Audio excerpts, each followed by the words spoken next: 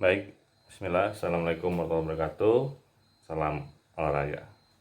Baik, topik kita pada kesempatan kali ini yaitu melanjutkan materi tentang PTK, yang mana pada kesempatan kali ini saya akan mengkompilasikan terkait tentang bab 1, bab 2, dan bab 3 penelitian tindakan kelas pendidikan jasmani. Baik, sebagaimana di video sebelumnya, bab 1 telah saya terangkan sedikit walaupun ya masih tidak terlalu banyak. Sekarang pada kesempatan kali ini saya akan kembali menerangkan, mengulas bab 1 PTK Penjas ya. Yang harus kita pahami, PTK ini ya didasarkan pada suatu masalah yang murni datang dari suatu kelas ya. Tidak bisa kita memaksakan atau ya berkeinginan secara sepihak untuk mengangkat judul padahal masalahnya bukan itu. Masalah yang ada di kelas itu bukan hal yang sebenarnya ya. Jadi banyak penelitian PTK itu masalahnya dibuat-buat dan secara etika itu tidak boleh melanggar ya. Penelitian PTK itu harus diangkat berdasarkan kendala, persoalan, masalah yang dialami oleh siswa. Penelitian PTK ibarat sebuah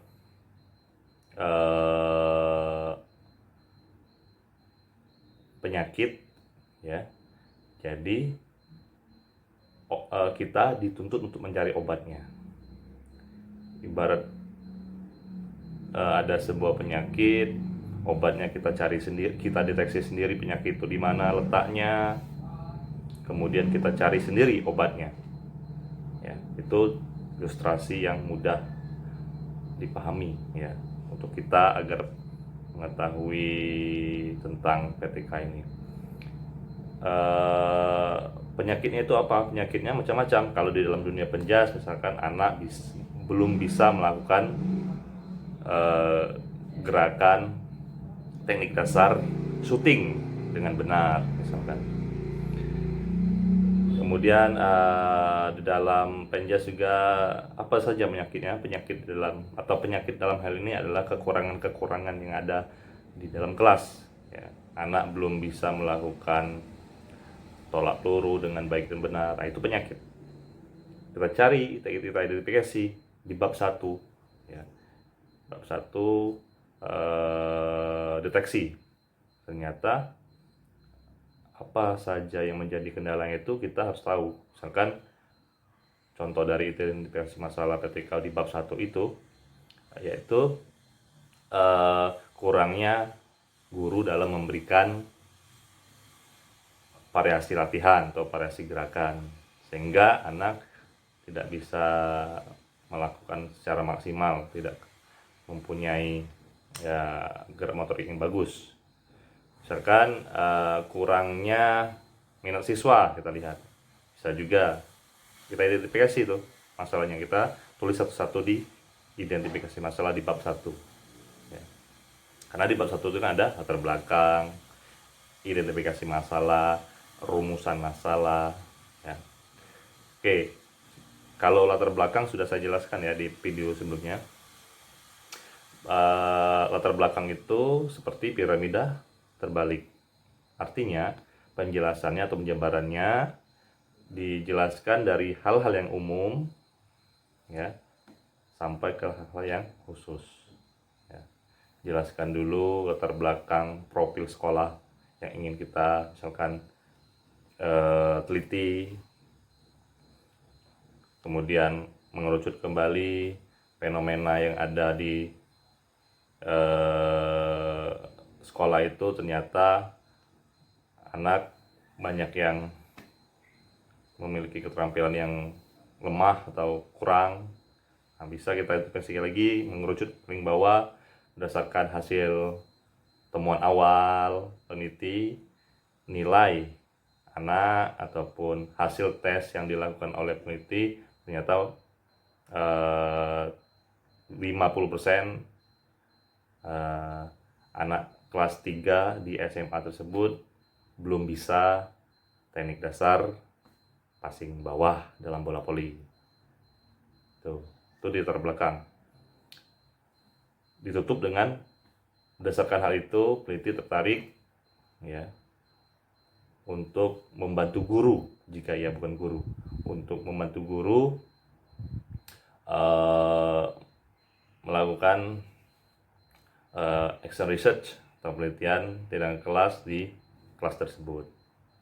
Tetap guru yang akan menjadi pengajar ya, hanya saja peneliti yang akan memberikan gagasan inovasi berupa program latihan atau program pengembangannya dibuat di dalam RPP-nya guru, dimasukkan di dalam RPP-nya guru. Jika ia guru, maka si guru itu harus membuat RPP dirancang sedemikian rupa, dicari instrumennya agar penyakitnya sembuh, agar anak pandai olahraga tadi. Tuh ya. Oke, di bab 1 itu. Kemudian kompilasi yang selanjutnya itu di bab 2. Bab 2 tidak banyak ya. Bab 2 itu yang menjadi titik tekan kita yaitu tentang sintesis ya. Sudah saya jelaskan juga, sintesis itu berupa gabungan teori yang disampaikan oleh para pakar ahli ya. Kita gabungkan menurut pendapat dan pemahaman atau bahasa kita sendiri. Itu sintesis. Lalu bab 3 ya. Di bab 3 hal-hal yang ingin saya sampaikan di sini lumayan banyak ya. Yang pertama terkait tentang kriteria ketuntasan penelitian. Penelitian dikatakan sukses apa saja sih? Ya. Yang menjadi kriterianya, misalkan yang populer yang banyak dipakai kriterianya adalah menurut buku yang ditulis oleh Trianto MPD. Jadi kriteria penelitian tindakan tindakan kelas itu dikatakan sukses jika nilai KKM anak itu mencapai 85% dari sampel.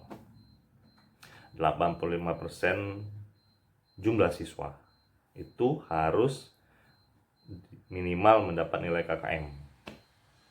Nilai KKM di setiap sekolah itu kan beda-beda. Biasanya ditetapkan berdasarkan kelompok mengajar di suatu daerah masing-masing, kelompok mengajar program studi, kelompok mengajar mata pelajaran masing-masing. Oke, ada yang 70, ada yang 75, ada yang 80 di Penjas ya maksudnya. Oke, itu ya. Trianto ketusan minimal yaitu 85% dari sampel yang akan kita teliti itu. Lalu yang menjadi ditekan lagi yaitu tentang prosedur penelitian. Prosedur penelitian yaitu ada 4 dalam PTK: planning, acting, observing, dan reflecting. Planning ini dibuat dalam bentuk apa? Dalam bentuk RPP. Ya, kita buat perencanaannya. Ya, satu siklus di dalam PTK itu minimal 3 pertemuan. Ya. Kalau saya mengajarkan ke mahasiswa saya, itu kembali lagi ke dosen masing-masing, 3-4 pertemuan, karena saya ada acuannya, bukunya ada 3 pertemuan. Karena mengapa?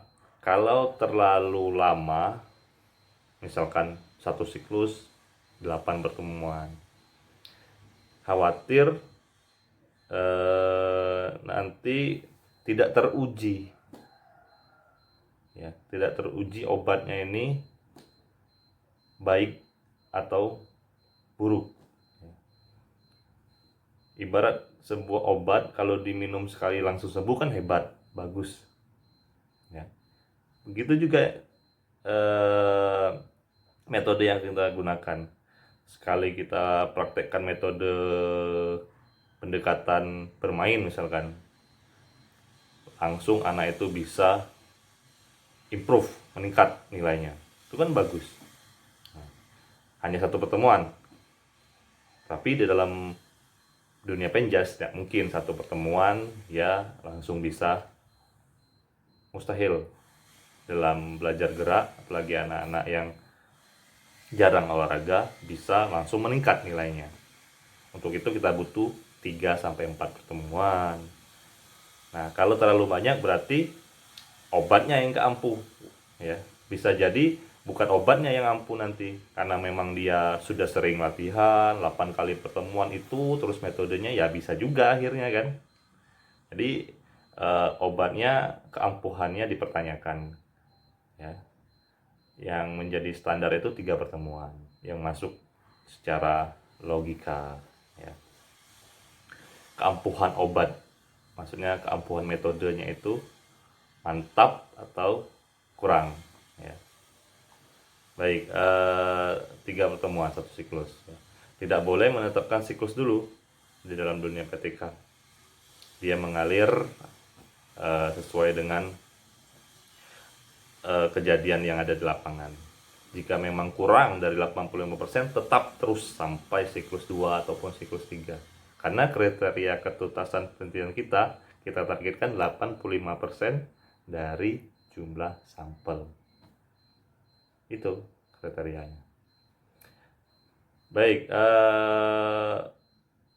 selanjutnya setelah prosedur kita jelaskan tentang di bab 3 itu ada yang menarik juga yang harus kita bahas, yaitu tentang instrumen ya. Instrumen penilaian, instrumen tes dalam penjas. Misalkan kita ingin mengukur passing bawah anak ya. Instrumen yang kita pakai itu harus valid dan reliable ya. Misalkan dalam 1 menit dikatakan anak itu mempunyai passing bawah sangat baik jika 1 menit dia bisa mampu passing bawah 60 kali misalkan. Itu sangat baik. Yang baik yaitu 50 kali.